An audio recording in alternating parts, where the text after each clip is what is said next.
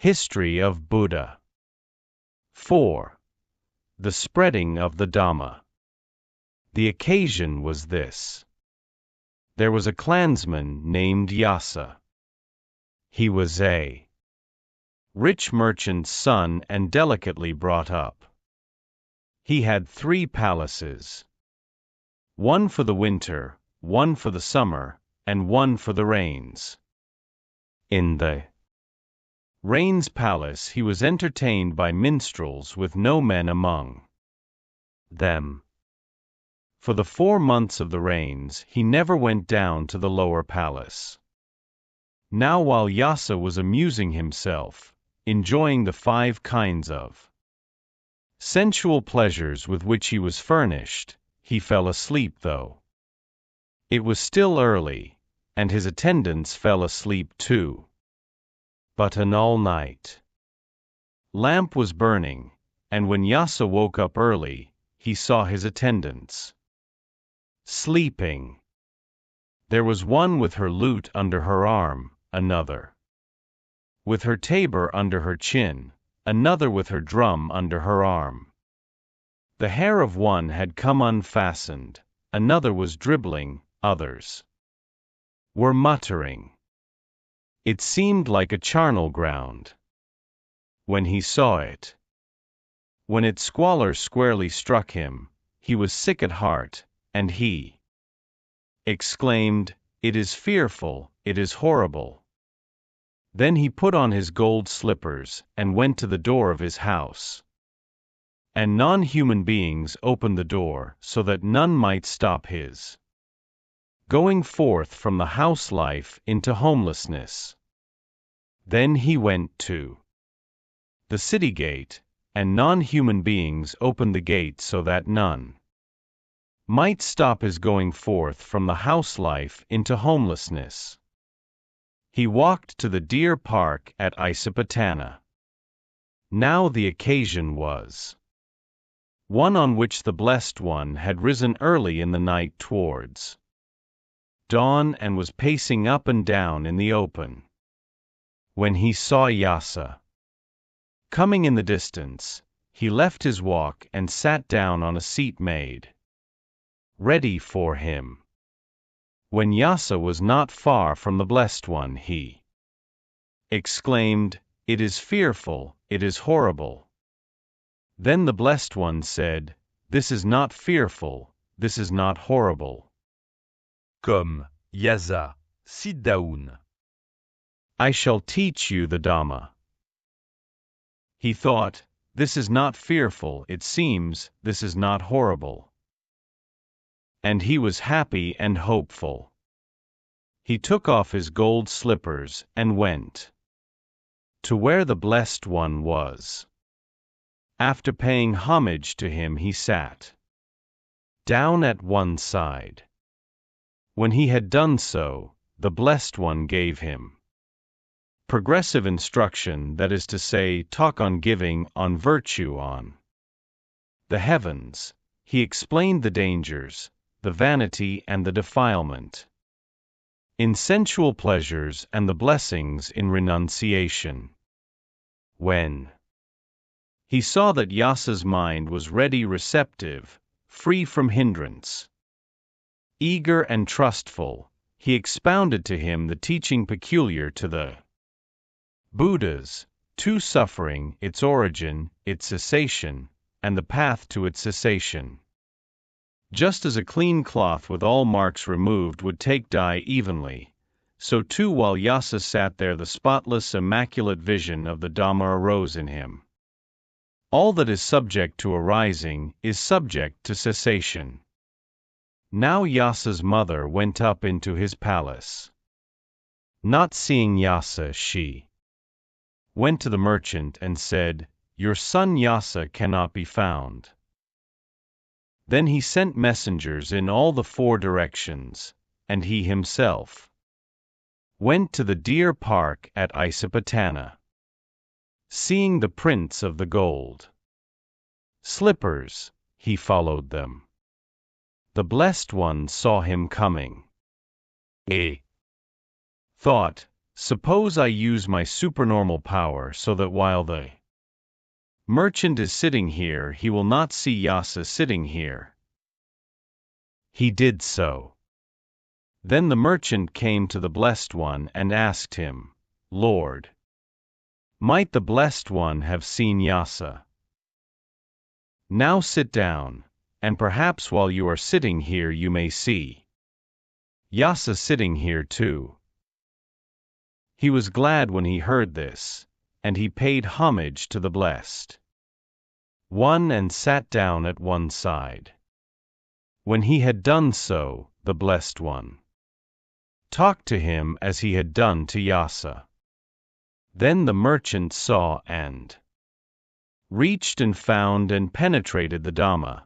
He left uncertainty behind him, his doubts vanished, he gained perfect confidence and became independent of others in the teacher's dispensation. He said, Magnificent, Lord, magnificent, Lord. The Dhamma has been made clear in many ways by the Blessed One, as though he were writing the overthrown, revealing the hidden, showing the way to one who is lost, holding up a lamp in the dark for those with eyes to see visible forms. I go to the Blessed One for refuge and to the Dhamma and to The Sangha of Bhikkhus. Beginning from today, Lord, let the Blessed One receive me as his follower who has gone to him for refuge as long as breath lasts. And he was the first adherent in the world to take the triple refuge. While the Dhamma was being taught to his father, ESA reviewed the plane of knowledge that he had seen and experienced, and through not clinging his heart was liberated from taints. Then the Blessed One thought, after this achievement ESA is no longer capable of reverting to what he has left behind and enjoying sensual pleasures in the house life as he used to do. Suppose I now stop using the supernormal power? He did so. The merchant saw his son sitting there. He said to him, ESA, my son, your mother is sorrowing and grieving. Give life to your mother. ESA looked at the Blessed One. The Blessed One said to the merchant, How do you conceive this? If ESA had seen the Dhamma with the learner's 3 knowledge and the learner's eyes as you have done, and if he had then reviewed the plane of knowledge that he had seen and experienced, and if through not clinging his heart had been liberated from taints, would he be capable of reverting to what he had left behind and enjoying sensual pleasures in the house life as he used to do? No, Lord. But that is what ESA has done. Now he is no longer capable of reverting to what he has left behind and enjoying sensual pleasures in the house life as he used to do. It is a gain, Lord, it is a great gain for ESA that through not clinging his heart is liberated from taints. Lord, let the Blessed One with ESA as his attendant monk consent to accept today's meal from me.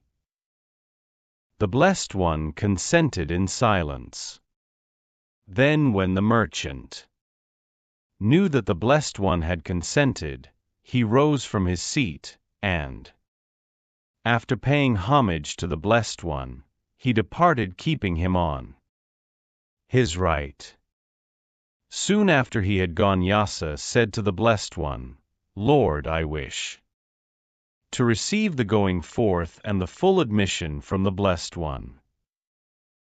Come, Bhikkhu, the Blessed One said, the Dhamma is well proclaimed. lead the holy life for the complete ending of suffering. And that was the Venerable Yasa's full admission. And then there were 7 arahants in the world. It now being morning, the Blessed One dressed, and taking his bowl and outer robe, he went with the Venerable Yasa as his attendant monk to the merchant's house, and he sat down on the appointed seat. Then the Venerable Yasa's mother and his former wife went to the Blessed One, and after paying homage to him, they sat down at one side. He talked to them as he had talked to Yasa and his father. The spotless, immaculate vision of the Dhamma arose in them too. All that is subject to arising is subject to cessation. They saw the Dhamma as the merchant had done, and they took the triple refuge, beginning, "From today, Lord, let the Blessed One receive us as his followers who have gone to him for refuge as long as breath lasts." And they were the first women adherents in the world to take the triple refuge. Then the Venerable Yasa's mother and father and his former wife served the Blessed One and the Venerable Yasa with their own hands. And they satisfied them with different kinds of good food. When the Blessed One had eaten and no longer had the bowl in his hand, they sat down at one side. Then after the Blessed One had instructed, urged, roused and encouraged them with talk on the Dhamma, he rose from his seat and went away. Now 4 of the Venerable Yasa's friends belonging to the leading merchant families in Benares, whose names were Vimla, Sabahu, Punaji and Gavampati, heard, Yasa the clansman has shaved off his hair and beard, it seems, and put on the yellow robe, and he has gone forth from the house life into homelessness. When they heard this, they thought, it can be no ordinary Dhamma and discipline, it can be no ordinary going forth, for Yasa to have done this. They went to the Venerable Yasa, and after paying homage to him, they stood at one side. Then the Venerable Yasa took them to the Blessed One. After presenting them to the Blessed One, he said, Lord, let the Blessed One advise and instruct them. Then the Blessed One talked to them as he had done to the others, and they too became independent in the teacher's dispensation. They said, Lord, we wish to receive the going forth and the full admission from the Blessed One. Come, Bhikkhus, the Blessed One said, the Dhamma is well proclaimed. Lead the holy life for the complete ending of suffering. And that was those Venerable Ones' admission. Then the Blessed One advised and instructed those bhikkhus in the Dhamma, and while they were being thus advised and instructed, their hearts through not clinging were liberated from taints. And then there were 11 arahants in the world. Now 50 of the Venerable Yasa's friends in the countryside, sons of leading and secondary families, heard likewise that he had gone forth into homelessness.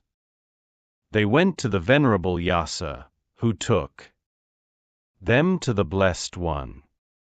And when the Blessed One had talked to them, they too asked for the going forth and the full admission. After they had been advised and instructed by the Blessed One, their hearts through not clinging were liberated from taints. And then there were 61 arahants in the world. Then the Blessed One addressed the Bhikkhus, Bhikkhus, I am free from all shackles, whether human or divine. You too are free from all shackles, whether human or divine. Go now and wander for the welfare and happiness of many, out of compassion for the world, for the benefit, welfare and happiness of gods and men. Teach the Dhamma that is good in the beginning, good in the middle and good in the end, with the meaning and the letter. Explain a holy life that is utterly perfect and pure. There are beings with little dust on their eyes who will be lost through not hearing the Dhamma. Some will understand the Dhamma. I shall go to Uruvala, to Senanigama to teach the Dhamma. Then Mara the Evil One came to the Blessed One and spoke to him in stanzas. You are bound by every shackle, whether human or divine. The bonds that tie you down are strong, and you shall not escape me, monk.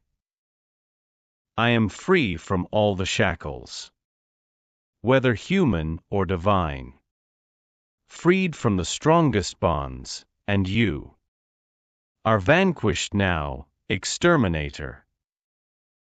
The shackle in the air that has its hold upon the mind, with that I hold you bound forevermore. So you shall not escape me, monk. I am without desire for sights, sounds, tastes and smells, and things to touch, however good they seem, and you are vanquished now, exterminator. Then Mara the Evil One understood, the Blessed One knows me, the Sublime One knows me. Sad and disappointed, he vanished at once. By now the bhikkhus who had set out to wander were bringing in from various quarters and from various countries men who wanted the going forth and the admission, so that they should be given to them by the Blessed One. This was troublesome for both the bhikkhus and those who wanted the going forth and the admission. The Blessed One considered this matter, and when it was evening he summoned the Sangha of bhikkhus on this account, for this reason. After giving a discourse on the Dhamma, he addressed them thus. Bhikkhus, while I was alone in retreat, this thought arose in my mind. Bhikkhus are now bringing in from various quarters and from various countries men who want the going forth and the admission, so that these should be given to them by me. This is troublesome for both the bhikkhus and those who want the going forth and the admission. Why should I not now authorize bhikkhus to give the going forth and the admission there in whatever quarter, in whatever country they happen to be? This in fact I allow you to do. And it should be done in this way. First the hair and beard should be shaved off. Then after putting on the yellow robe, the upper robe should be arranged on one shoulder and homage should be paid at the bhikkhu's feet. Then kneeling with the hands held out, palms together, this should be said, I go for refuge to the Buddha, I go for refuge to the Dhamma, I go for refuge to the Sangha. For the second time. For the third time I allow the going forth and the admission to be given by the triple refuge. Now when the Blessed One had spent the rains at Benares, he addressed the bhikkhus thus.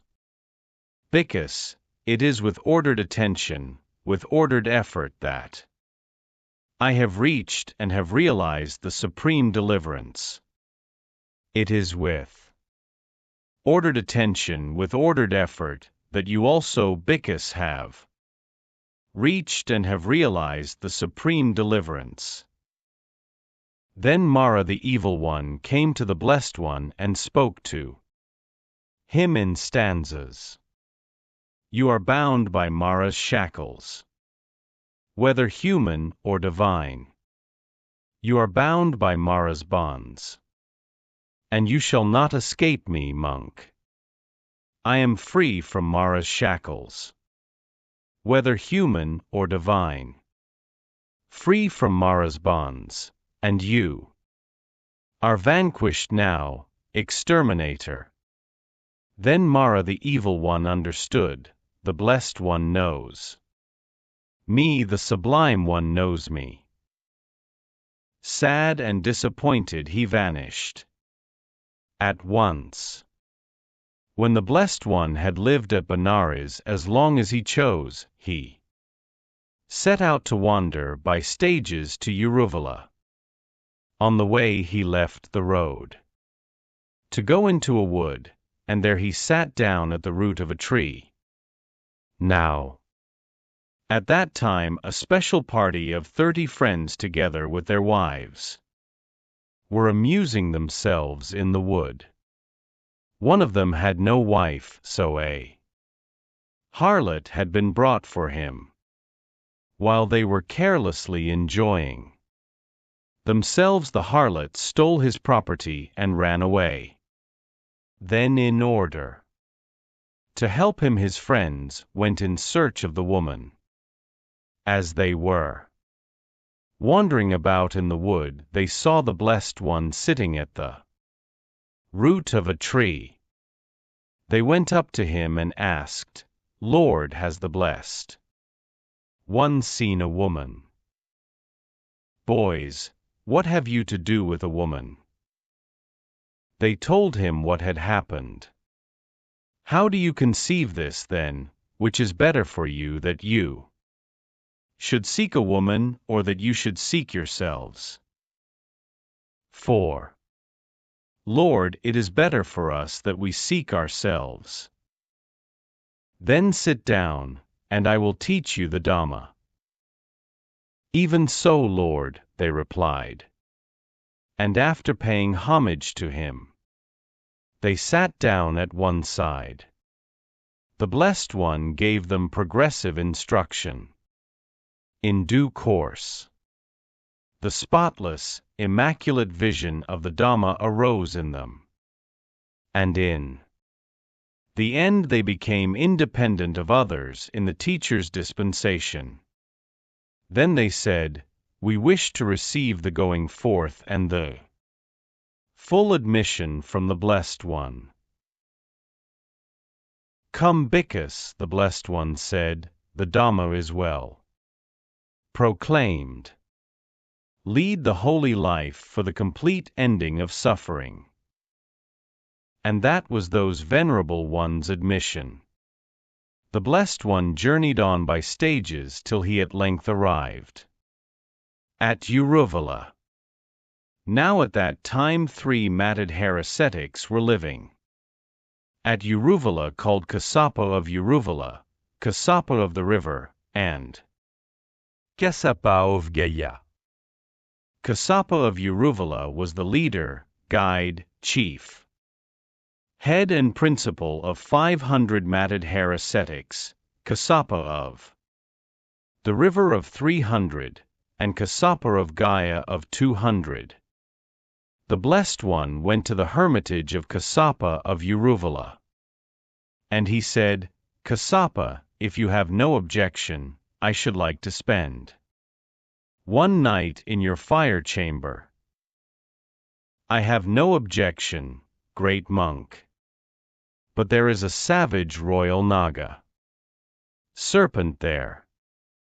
He has supernormal powers. He is venomous, fearfully poisonous, and capable of killing you. The Blessed One asked a second time and a third time and received the same reply.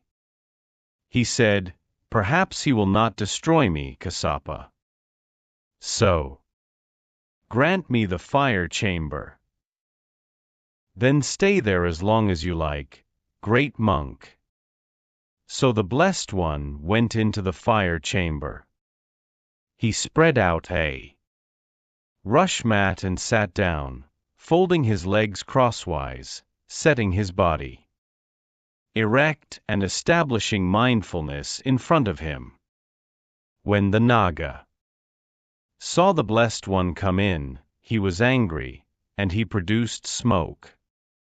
Then the Blessed One thought, "Suppose I counter his fire by fire, without injuring his outer skin or inner skin or flesh or sinews or bones or marrow." He did so, and he produced smoke. Then the Naga, no longer restraining his fury, produced flames. The Blessed One entered upon the fire element and produced flames too. The fire Chamber seemed to burn and blaze and glow with their flames. The matted hair ascetics gathered round, and they said, "The great monk, who is so beautiful, is being destroyed by the Naga."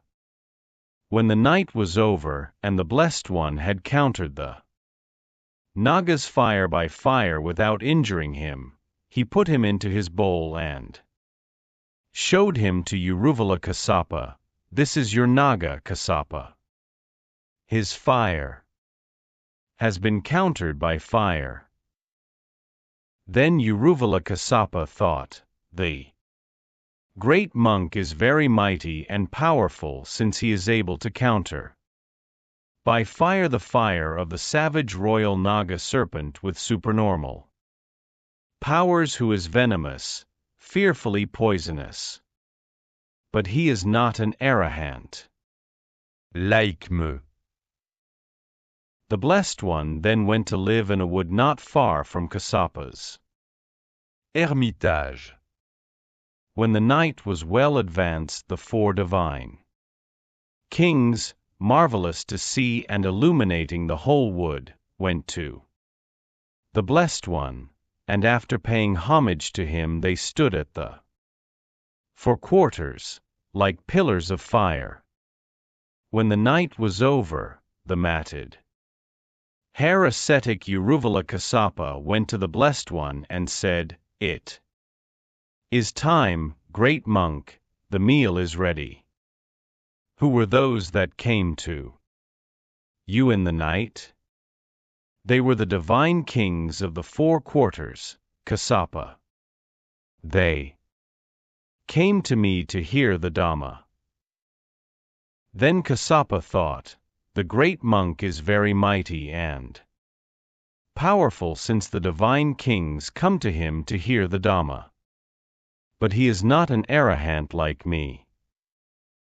On subsequent night Sakka, ruler of gods, and Brahma Sahampati came to the Blessed One. They were seen by Kassapa, and the sequel was the same. It was at this time that Uruvala Kassapa's great sacrificial ceremony fell due, and people from all Langa and Magadha came eagerly, bringing large quantities of various kinds of food. Then Kassapa thought, "Now my great sacrificial ceremony falls due, and people from all Langa and Magadha are coming eagerly, bringing large quantities of various kinds of food. If the great monk works a marvel before all these people, his gain and renown will increase and mine will diminish. If only the great monk were not to come tomorrow." The Blessed One became aware in his mind of the thought in Kassapa's mind. So he went to the northern continent of Uttarakuru. and gathered almsfood there. Then he took the almsfood to the Himalayan lake of Anotata, where he ate it and passed the day. When the night was over, Kassapa went to the Blessed One and said, "It is time, great monk, the meal is ready." Why did the great monk not come yesterday? We wondered why you did not come. Your portion of food was laid out. The Blessed One told him. Then Kassapa thought, the great monk is very mighty and powerful, since he was aware in his mind of the thought in my mind. But he is not an arahant like me. When the Blessed One had eaten Uruvala Kassapa's meal, he went back to live in the same wood. Now at that time a refuse rag came into the Blessed One's possession. He thought, where shall I wash the refuse rag? Then Saka, ruler of gods, became aware in his mind of the thought in the Blessed One's mind. He scooped out a pond with his hand, and he told the Blessed One, Lord, let the Blessed One wash the refuse rag here. Next the Blessed One thought, what shall I beat the refuse rag on? Then Saka, ruler of gods, aware in his mind of the thought in the Blessed One's mind, set down a large stone, Lord, let the Blessed One beat the refuse rag here. Next the Blessed One thought, what shall I hang the refuse rag on? Then a deity living in a Kakuta tree bent down a branch, Lord, let the Blessed One hang the refuse rag here.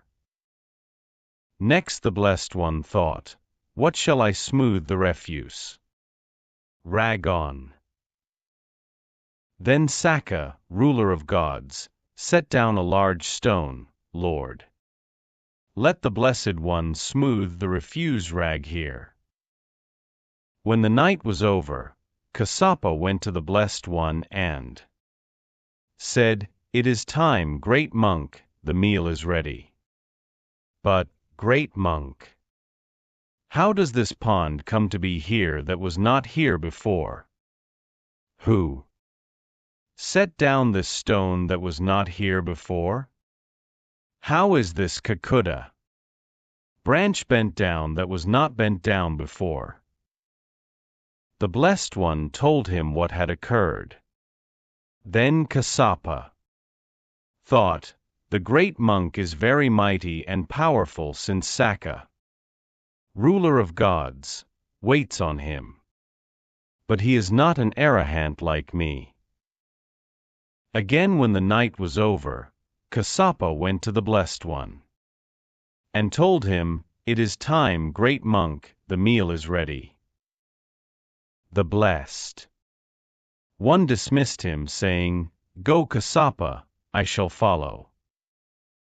He went to the rose-apple tree, after which the rose-apple continent of India is called, and he secured a fruit. Then he arrived first and sat down in the fire chamber. Kassapa saw him sitting there, and he asked, great monk, what road did you come by? I left before you, but you have arrived before me and are here sitting in the fire chamber. The Blessed One told him where he had been, and he added, here is a Rose apple. It is colored and has scent and taste. Eat it if you like. No, great monk, you brought it. You should eat it. Then Kassapa thought, the great monk is very mighty and powerful, since he sends me off first and then goes to the rose-apple tree. secures a fruit, arrives here before me, and is here sitting in the fire chamber. But he is not an arahant like me. Afterwards the blessed one returned to the wood. Again on like occasions the blessed one went to the rose-apple tree and secured a mango from a tree nearby, secured a gallnut from a tree nearby, secured a yellow gallnut from a tree nearby, went to the heaven of the 33 and secured a flower from the Parikataka tree. Each time Kassapa had the same thoughts as before. It was at this time that the matted hair ascetics, wanting to maintain their fires, found themselves unable to split logs. Then they thought, it must be because of the great monk's supernormal power that we cannot split the logs. The Blessed One asked Kassapa, should the logs be split, Kassapa? They should be split, great monk. At once the 500 logs were split. Then Kassapa thought, the great monk is very mighty and powerful since the logs could not be split. But he is not an arahant like me. And again on like occasions the matted hair ascetics, wanting to maintain their fire, could likewise not light their fires, could likewise not put out their fires. And each time Kassapa had the same thoughts as before. At that time too, on those cold wintry nights during the 8 days of frost, the matted hair ascetics were immersing themselves in the river Naranjara and emerging from it, constantly immersing and emerging. Then the Blessed One created 500 braziers for the matted hair ascetics to warm themselves at when they came up out of the water. They thought, these braziers must have been created by the great monk's supernormal power. Then Kassapa thought, the great monk is very mighty and powerful since he has created so many braziers. But he is not an arahant like me. About that time too a great rainstorm burst out of season and produced a huge inundation. The place where the Blessed One was living was all under water. Then he thought, suppose I made the waters stand back all round so that I could walk in between on dry Grund. And he did so. Kassapa thought, I hope the great monk has not been carried away by the water. And he went by boat with a number of matted hair ascetics to the place where the Blessed One was living. He saw that the Blessed One had made the waters stand back all round and was walking in between on dry ground. When he saw, he said, is that you, great monk? It is I, Kassapa. The Blessed One rose up into the air and came to rest on the boat. Then Kassapa thought, the great monk is very mighty and powerful since even the water has not overcome him. But he is not an arahant like me. Then the Blessed One thought, this misguided man will go on forever thinking, but he is not an arahant like me. Suppose he give him a shock. He told Uruval plus or minus Kassapa, Kassapa, you are neither an arahant nor are you on the way to becoming one.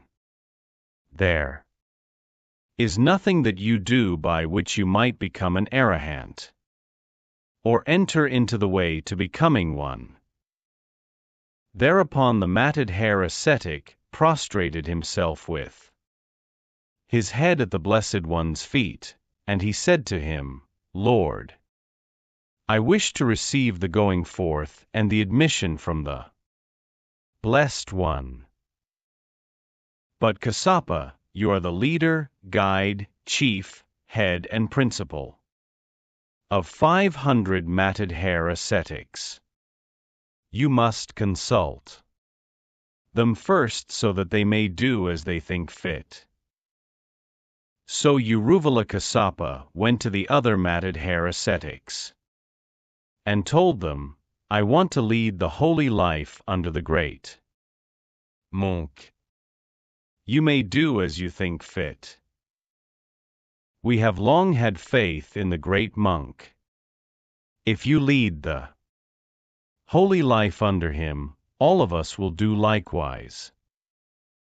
Then the matted hair ascetics took their hair, their matted locks, and their belongings and the furniture of the fire sacrifice, and they dropped them into the water to be carried away. They then went to the Blessed One, and prostrating themselves with their heads at his feet, they said, Lord, we wish to receive the going forth and the admission from the Blessed One. Come, Bhikkhus, the Blessed One said, the Dhamma is well proclaimed. Lead the holy life for the complete ending of suffering. And that was those venerable ones' full admission. The matted hair ascetic Kassapa of the river saw the hair, the matted locks, and the belongings and the furniture of the fire sacrifice being carried along by the water. He thought, I hope no disaster has befallen my brother. He sent matted hair ascetics, go and find out about my brother, and he went himself with his 300 matted hair ascetics to the venerable Uruvala Kassapa, and he asked him, Is this better, Kassapa? Yes, friend, this is better. Then those matted hair ascetics took their hair, their matted locks, and their belongings and the furniture of the fire sacrifice, and they dropped them into the water to be carried away. Then they went to the Blessed One, and prostrating themselves with their heads at his feet, they asked for and received the going forth and the admission. And the matted hair ascetic Kassapa of Gaya, with his 200 matted hair ascetics, did just as Kassapa of the river had done. Thus I heard. At one time the Blessed One was living at Uruvlabai the Ajapala Nigrodatri on the banks of the river Neranjara. By that time Mara the Evil One had been following the Blessed One for 7 years, looking for an opportunity but finding none. Then he went to the Blessed One and addressed him in stanzas. Do you now dream in woods, immersed in sorrow? Have you lost wealth, or are you pining for it? Is there some crime done by you in the town? Why do you make no friends among the people? And is there none that you can call a friend? The root of sorrow is dug out of me.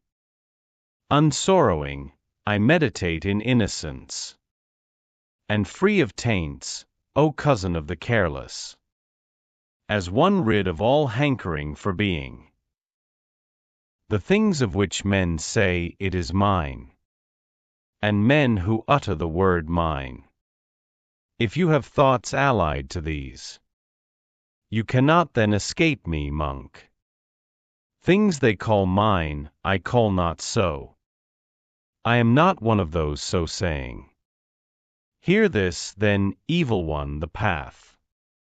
I know you cannot even see. If you have truly found a path, that leads in safety to the deathless.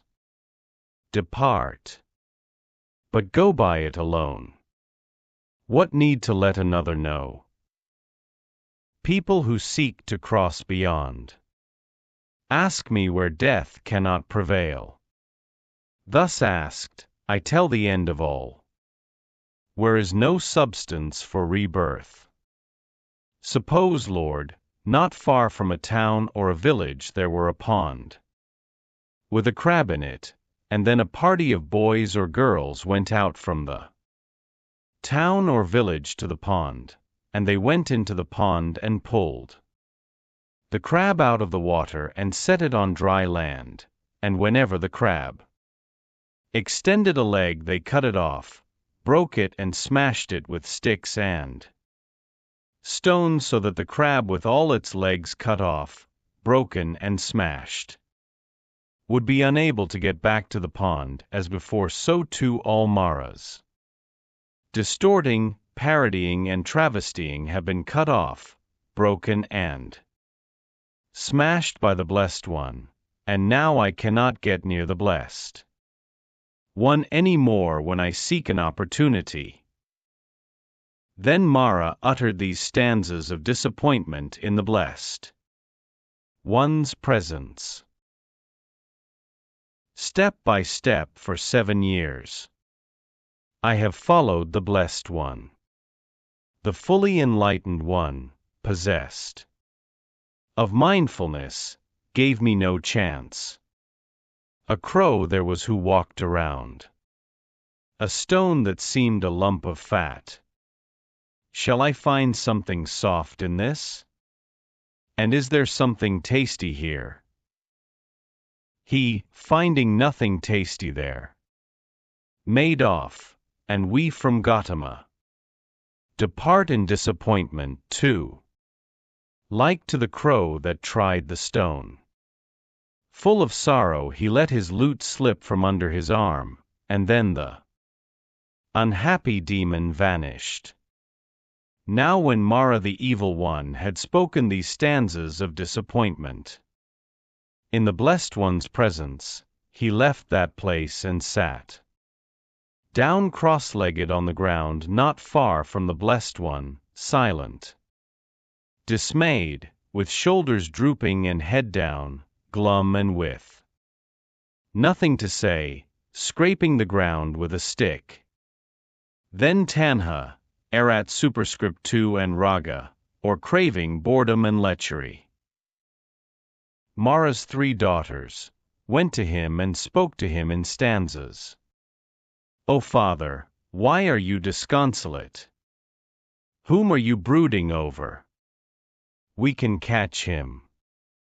Setting a snare of lust, we'll tie him up, just as they catch a forest elephant, and bring him back again into your power.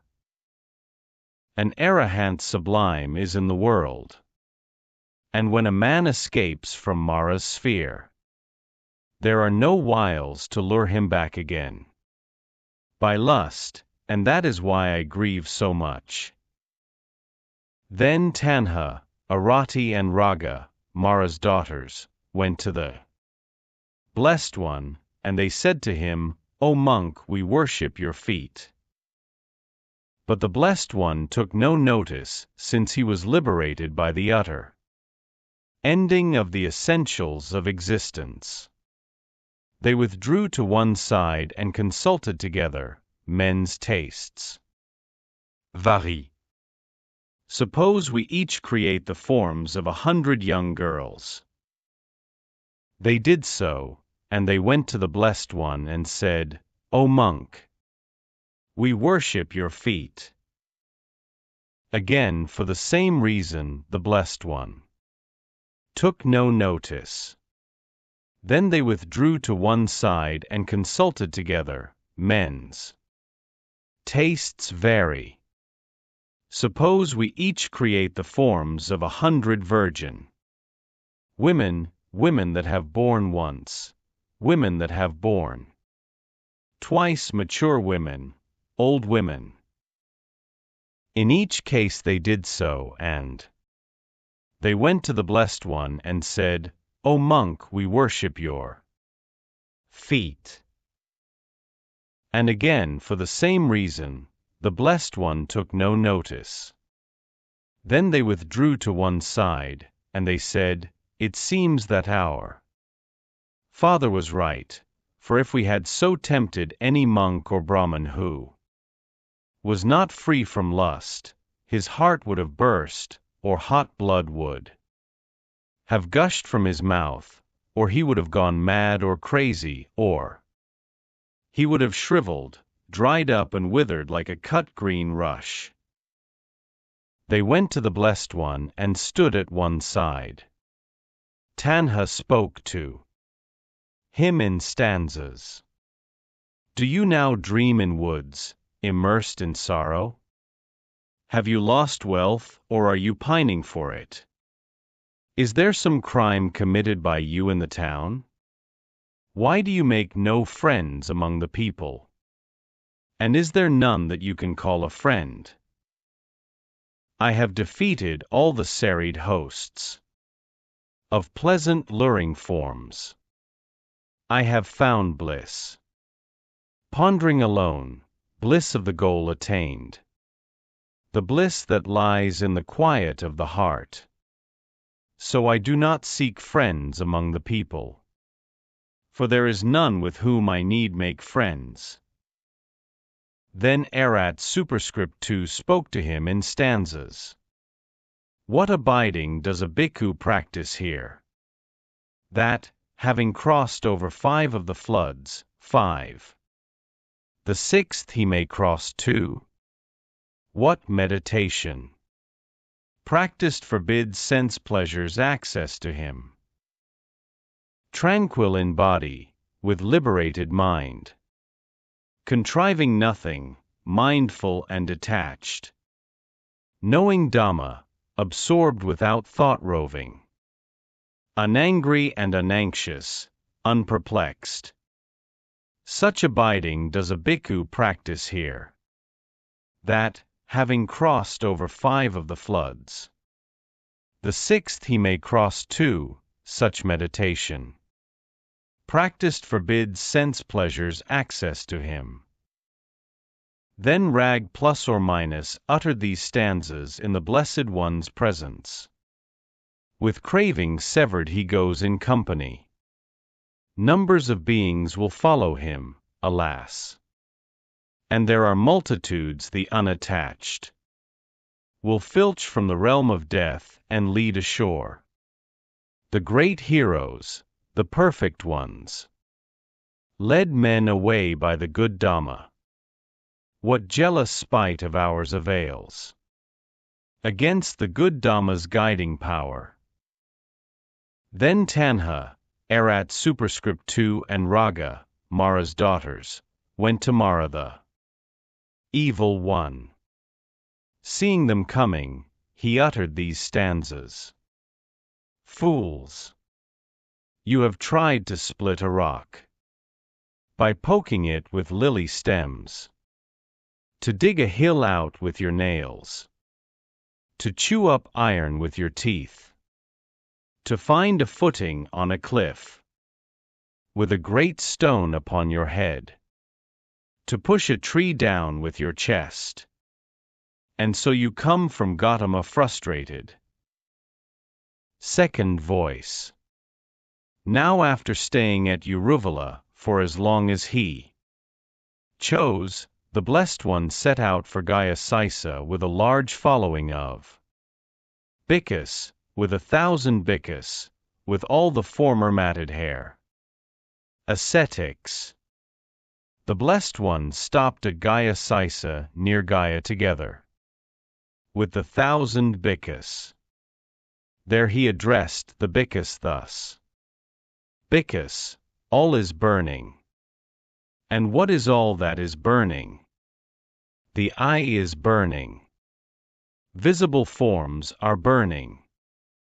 Eye consciousness is burning. Eye contact is burning. Also feeling, whether pleasant or painful or neither painful nor pleasant, that arises with eye contact. As its condition, that too is burning. Burning with what? Burning. With the fire of lust, with the fire of hate, with the fire of delusion. It is burning with birth, aging and death, with sorrow, lamentation. Pain, grief and despair, I say. The ear is burning. Sounds are burning. The nose is burning. Odors are burning. The tongue is burning. Flavors are burning. The body is burning. Tangibles are burning. The mind is burning.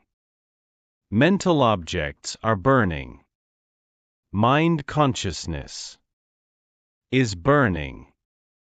Mind contact is burning. Also the feeling, whether pleasant, painful or neither painful nor pleasant, that arises. With mind contact as its condition, that too is burning. Burning with what? Burning with the fire of lust, with the fire of hate, with the fire of delusion. It is burning with birth, aging and death, with sorrow, lamentation, pain, grief and despair, I say. Seeing thus, Bickus, the wise noble disciple becomes dispassionate towards the eye, towards visible forms, towards eye consciousness.